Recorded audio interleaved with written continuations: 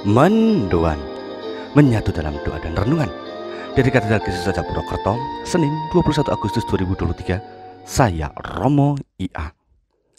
Selamat pagi, berkat dalam Bapak Ibu, Saudara-saudari. Hari ini adalah peringatan Santo Pius ke-10, seorang paus yang bijak dan setia sebagai abdi Tuhan. Maka kita mohon rahmat kerendahan hati agar bisa mempersembahkan diri kepada Tuhan dengan sukacita dan segenap hati kita. Kita siapkan diri melalui renungan dari Injil Matius bab 19 ayat 16 sampai dengan 22. Dalam nama Bapa dan Putra dan Roh Kudus, amin. Tuhan bersamamu dan bersama rohmu. Inilah Injil suci menurut Matius. Dimuliakanlah Tuhan. Pada suatu hari ada seorang datang kepada Yesus berkata, "Guru, perbuatan baik apakah yang harus kulakukan untuk memperoleh hidup kekal?" Yesus menjawab, "Apakah sebabnya engkau bertanya kepadaku tentang apa yang baik? Hanya satu yang baik. Jika engkau ingin masuk ke dalam hidup, turutilah segala perintah Allah."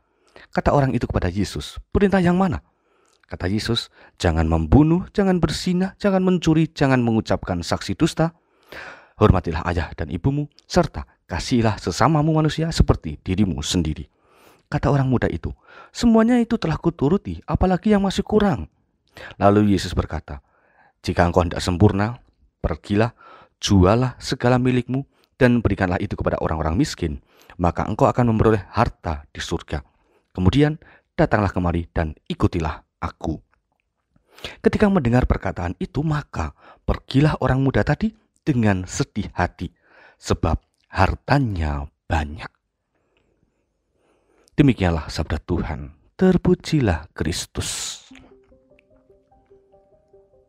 Saudari-saudara, tanda kualitas orang beriman itu tidak hanya soal olah rohani yang tekun, tetapi ternyata juga perihal perbuatan baik yang berguna bagi orang lain.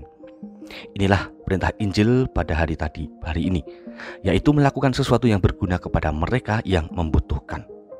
Salah satu tantangan iman terletak pada kelenturan kita berbuat baik. Perbuatan baik itu tidak hanya tentang pikiran, perasaan maupun perkataan, tetapi menuntut sebuah tindakan nyata yang berbuah.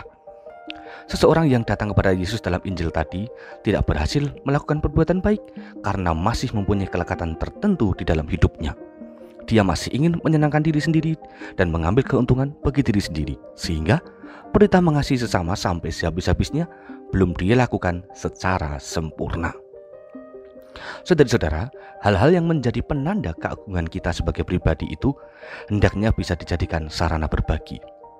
Artinya, kita wajib menggunakan segala macam talenta, bakat maupun rezeki kita untuk berbuat baik bagi orang lain. Memang ada kalanya kita susah melaksanakan karena seringnya kita jatuh pada keinginan untuk cari aman, cari senang maupun cari tenang bagi diri sendiri. Injil hari ini mengajak kita untuk melihat orang lain sebagai target berbuat baik. Mereka adalah subjek yang harus kita junjung dan utamakan. Kepada mereka lah kita memberikan diri sebagai pengungkapan iman akan Tuhan. Maka saudara-saudari, pada hari ini, kebaikan apa sajakah yang kira-kira akan kita buat? Dan apa sajakah pengorbanan yang kira-kira akan kita perjuangkan dalam perbuatan baik hari ini? Kita mohon rahmat kerendahan hati, Tuhan memberkati. Marilah berdoa. Allah Bapa Maha Kasih, cintamu bagi kami sungguh luar biasa. Engkau mencukupkan segala kebutuhan kami. Maka kami mohon buatlah hati kami terbuka untuk berbagi. Semoga dengan banyaknya pemberianmu, semakin gencar pula lah kami untuk berbuat baik.